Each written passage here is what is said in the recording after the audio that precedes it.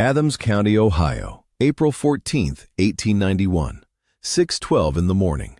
The femur measured beyond anything Silas Eckert's surveying chain had ever been asked to record, and Eckert owned the only set of officially calibrated instruments in the county, which meant that whatever number his measuring tape returned that morning would become, the moment he wrote it down, a fact the state of Ohio could not later pretend didn't exist. West Union, Ohio. Eckert was 49 years old, the Adams County surveyor for the past 16 years, a man whose signature appeared on more property lines, boundary disputes, and road easements than any other in the county's recent history, and a man whose professional value rested entirely on the principle that his numbers were never wrong, because a wrong number from a county surveyor could move a fence, void a deed, or start a feud that outlasted both families involved. That morning he had been called out to a farm 3 miles north of town, where a tenant farmer's plow horse had broken through a section of collapsed earth along the edge of a creek bank, exposing what the farmer, in his note to the county office, had only described as bones, big ones, need measuring before anybody touches them further. Eckert arrived with his chain and his brass-fitted measuring instruments, still smelling faintly of the linseed oil he used to keep the wood from swelling in damp weather.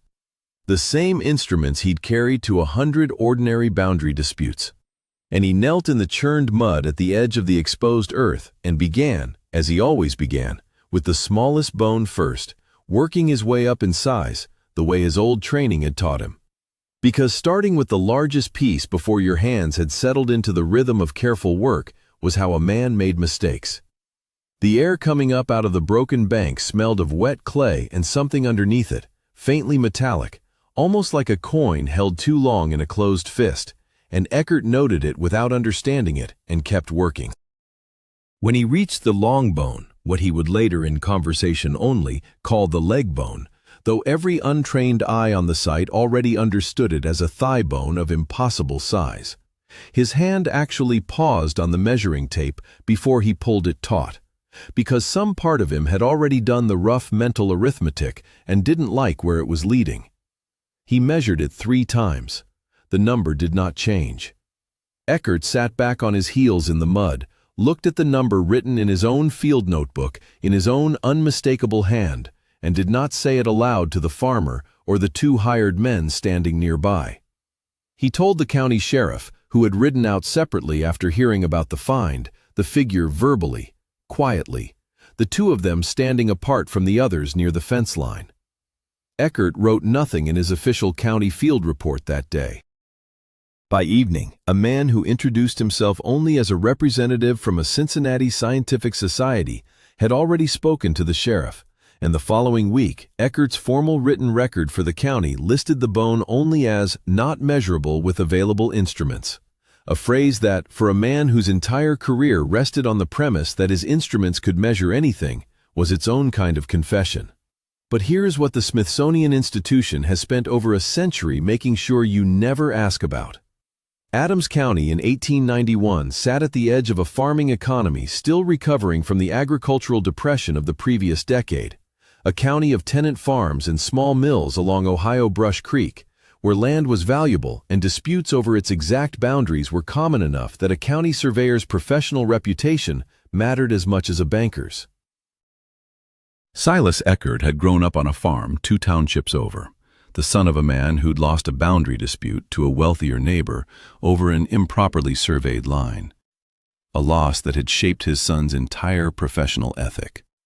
Eckert was known throughout the county for refusing to round a measurement even by an inch, a stubbornness that had cost him friendships but built him a reputation no one in 3 counties would publicly dispute. He had no incentive to exaggerate a bone's size. Exaggeration was the one professional sin he had built his entire career avoiding. The tenant farmer who first found the exposed bank, a man named Royal Critchfield, 38 years old, working land he did not own under a lease that left him little margin for lost work hours, had every reason to want the discovery to be nothing.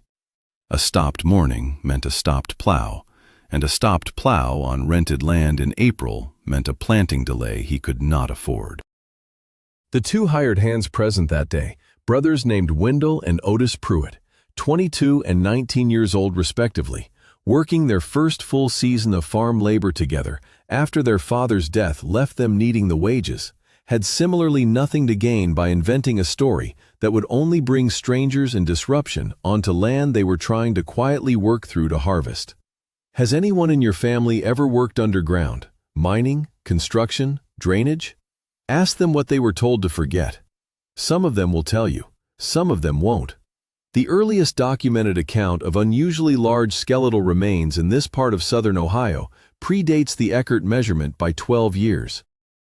In 1879, a road crew widening a turnpike outside Manchester, near the Ohio River, struck a burial containing remains that the crew's foreman, a man named Hiram Lassiter, 46 years old, 18 years overseeing road construction in the region, described in a letter to the county commissioners as belonging to individuals of a stature considerably beyond the ordinary. Lassiter's letter survives in the county commissioner's correspondence file, preserved because it was misfiled under road maintenance correspondence rather than archaeological matters, which kept it out of a later purge of similar documents. Lassiter noted that two men identifying themselves as affiliated with a Cincinnati institution arrived within 5 days of his letter being received by the commissioners, examined the remains, and removed them, leaving behind a brief note describing the skeletal material only as belonging to persons of historic interest, removed for proper study. There is one detail in Eckert's private field notebook, separate from his official county report, that I am choosing not to read aloud in full. Not because it isn't documented, because I have spent considerable time deciding whether it should travel further than it already has. I will tell you what it implies without reading you the exact figure. Eckert recorded a circumference measurement for the femur shaft that, when compared against standard anatomical proportion tables used by physicians of the period to estimate stature from long bone measurements, implies a height for the individual that exceeds any documented human stature on record, by a margin large enough that a county physician shown the figure decades later, in the 1940s, reportedly refused to sign his name to any written opinion about it at all. I told you the Cincinnati representative reached the Manchester Turnpike site within 5 days of Lassiter's letter. What I did not tell you is that the receipt Lassiter received for the remains, which survives folded inside the same correspondence file, is dated 2 days before the commissioner's meeting at which Lassiter's letter was first read into the record. Someone had already prepared a receipt for remains the county had not yet officially acknowledged finding. A second case followed 8 years after Eckert's measurement, in 1899, in Highland County, just to the north, where a drainage ditch crew working a low-lying field near Hillsborough struck a burial deposit containing what the crew's supervisor, a man named Albertus Kinney, 43 years old, 14 years in agricultural drainage work, described in a brief account preserved by a local historical society as bones belonging to men who must have stood, in his words preserved secondhand by a relative who recorded his account decades later, near 8 foot in their boots. Kinney's account was never formally documented at the time. He reported it verbally to the property owner and to a visiting newspaper correspondent who chose not to print it, a decision the correspondent's own later memoir, written in retirement, attributes to an editor's instruction that the story wasn't the kind of thing the paper wanted readers thinking too hard about. A third case, in 1903, in Ross County, north of Highland, where workers excavating a cellar foundation for a new farmhouse outside Chillicothe struck a stone-lined burial chamber containing skeletal remains examined briefly by a visiting county coroner, a man named Burwell Hatch, 51 years old, 23 years serving as Ross County coroner, whose official inquest record, preserved in county archives because coroners' inquests were subject to mandatory retention under Ohio law, lists the remains' estimated stature at a figure well beyond ordinary range, before noting, in the same brief entry, that the remains were removed by parties from Columbus for further examination, before Hatch could complete a fuller report. No further examination was ever published. Hatch's inquest record is the only surviving document describing what was actually found. A fourth case completes the pattern across this stretch of southern Ohio. In 1907, 16 years after Eckert's own measurement, a quarry blast near Peebles, back in Adams County itself, less than 9 miles from the original Critchfield farm site, exposed a burial containing skeletal remains that the quarry's owner, a man named DeWitt Sharon, examined personally before any official was summoned. Given that he himself had heard the older stories about the Critchfield farm find from his own father, who had been a young man living in the county at the time of Eckert's original measurement. Sharon's personal account, recorded by his grandson decades later in an oral history project conducted by a regional university, states that he recognized the proportions immediately from family stories told at supper tables for 16 years, and that he deliberately delayed reporting the find to authorities for 2 full days, long enough, he told his grandson, to have a good long look myself before they came and took it like they took the other one.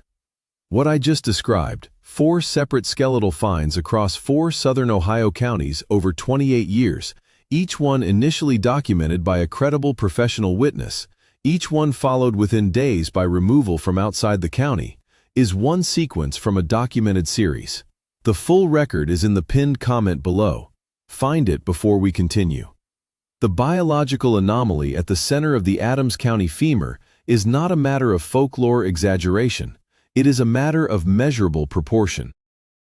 Standard anatomical tables developed by 19th and 20th century physicians to estimate human stature from femur length and circumference are built on a consistent ratio observed across thousands of documented human skeletons. A ratio robust enough that forensic anthropologists still use variants of it today. A femur of the dimensions Eckert recorded, applied against that same ratio, does not produce a plausible outlier within ordinary human variation. It produces a figure that exceeds the tallest documented human stature on modern medical record. A record that includes individuals with diagnosed pituitary gigantism, a condition that itself produces skeletal irregularities, thinned cortical bone, disproportionate limb lengthening relative to torso, joint deformation, that Eckert's notebook, in describing the bone's overall robustness and proportion, does not mention at all. A bone consistent with ordinary, proportionate, non-pathological human growth at that length is not accounted for by any known human population, ancient or modern, in the current archaeological or medical record. That is what the proportional analysis says.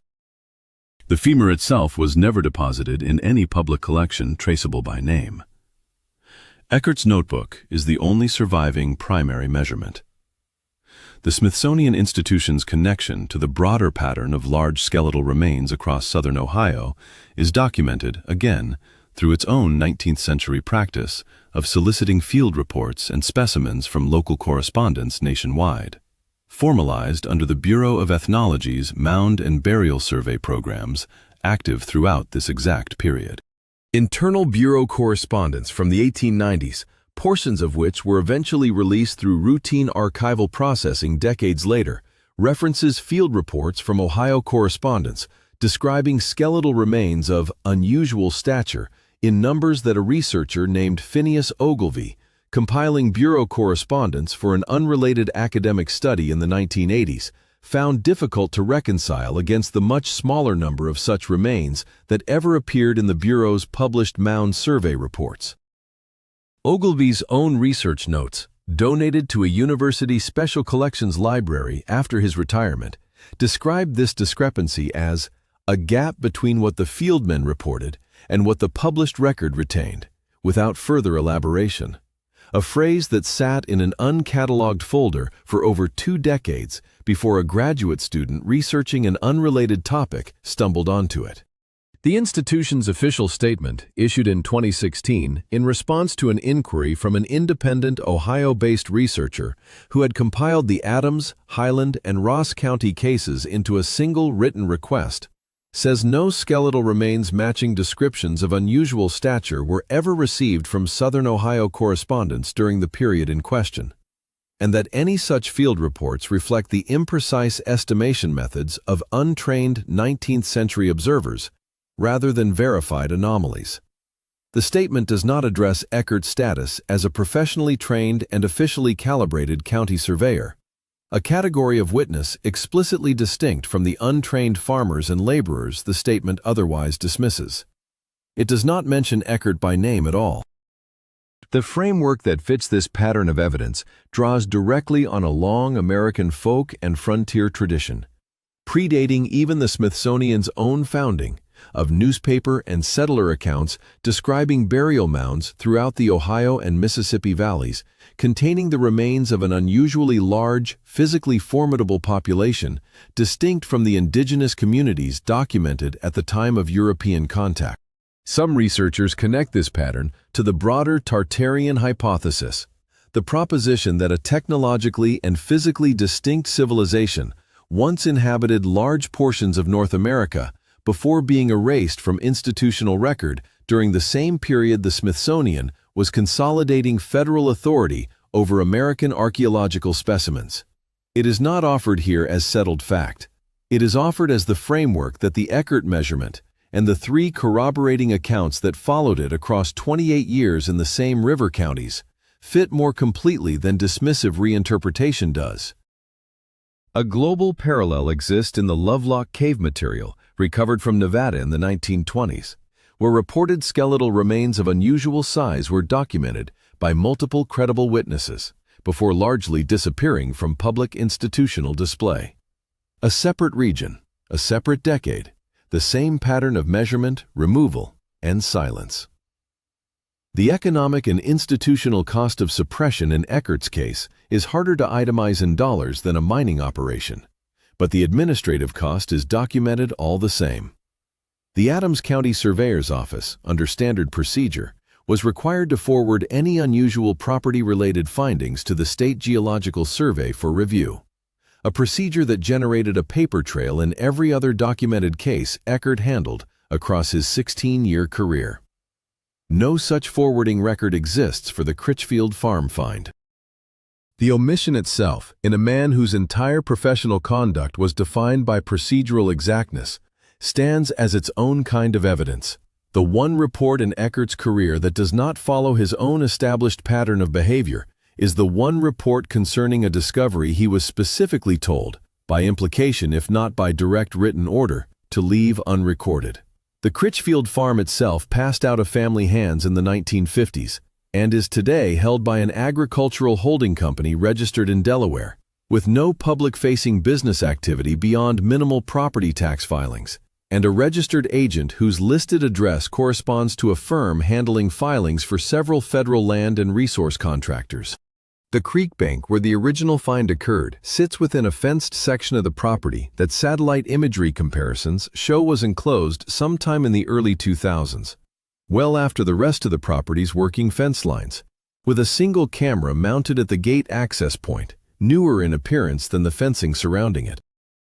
A Freedom of Information request filed in 2019 by independent researcher Cordelia Whitlatch requesting any Smithsonian institution or Bureau of Ethnology field correspondence referencing skeletal remains collected from Adams, Highland, or Ross counties in Ohio between 1879 and 1907 was denied in full, citing an exemption intended to protect law enforcement records from disclosure, an exemption with no plausible application to 19th-century archaeological field correspondence.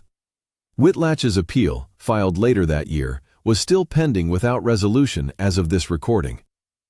Have you ever stood somewhere that a government agency later put a fence around? Not a crime scene. Just fenced for reasons that were never quite explained. Tell me where. Silas Eckert continued as Adams County Surveyor for another 11 years after the Critchfield farm measurement, retiring in 1902, and by every account from those who worked alongside him, his reputation for precision only grew in that final decade, a reputation built, ironically, on the very instincts that had made him capable of recognizing, immediately, that the Critchfield femur was a number too large to safely write down. His granddaughter, in an interview conducted by a regional historical society researcher in 1958, when she was 63 years old, recalled that her grandfather kept his original field notebook from that period in a strongbox in his study for the rest of his life, a box she was permitted to see but never to remove items from as a child, and that he told her once, only once, that the hardest thing he ever did in his career was write down a lie about a thing he had measured with perfectly accurate instruments.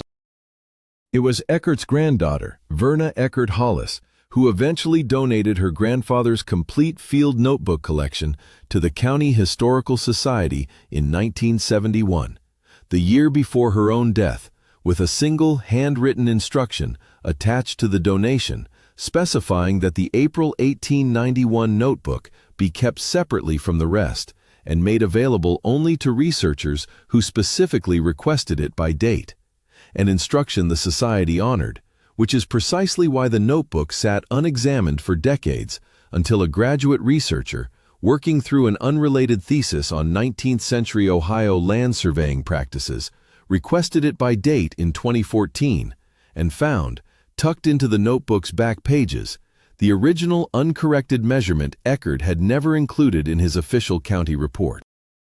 Hollis, in that same 1958 interview, gave the most complete account on record of what her grandfather actually believed about the find, saying he told her that he had measured plenty of unusual things in his career: odd boundary markers, old foundation stones, the occasional misplaced survey monument, but that nothing before or after that April morning had ever made his hand shake while he held the tape steady.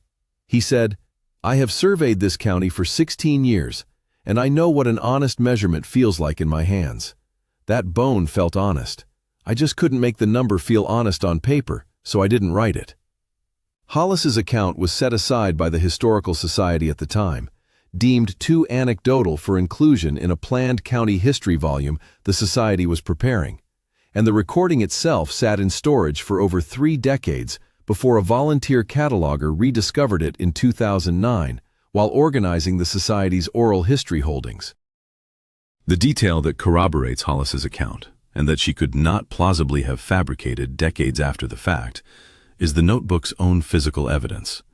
A measurement entered in Eckert's hand, crossed out once, remeasured, and entered again with the identical figure, the unmistakable mark of a man checking his own work because he did not want to believe what his instruments were telling him the first time. Silas Eckert was 49 years old on the morning he knelt in the churned mud at the edge of the Critchfield Creek bank, his brass-fitted instruments still smelling of linseed oil, his hand pausing on the measuring tape before he pulled it taut. The femur itself, Verna Hollis's testimony makes this much clear, was never returned to the family, the farm, or the county after the Cincinnati representative took final possession of it in 1891. It is not in any public collection under any name researchers have yet located.